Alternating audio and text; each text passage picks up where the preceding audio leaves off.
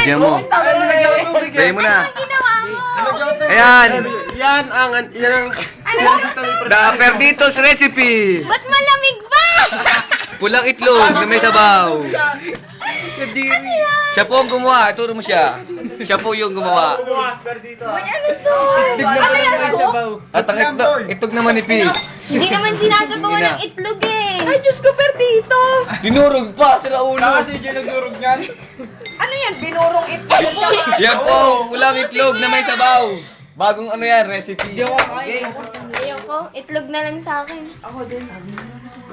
Sara ulo si Perdito. May pagkasara ulo ka rin pala eh. Konti-konti. Itlog na. Tara kayo. Ah. Ang sarap pala ng ulam eh. Hello, makain po kayo ng itlog na may sabaw. Lamig pa. Si J kasi nagpalagi sa akin ng tubig. Oatmeal yan, boy. Oatmeal. Yan po ang itlog na may sabaw. Kamatis oh. Kamatis. Sarap niyan, pre, no? Oatmeal. Dali, kain na lang sa sabi, anak. Hindi, tasugin. Wala pa rin. Tatay ko eh, doon ako ah. Yo, man.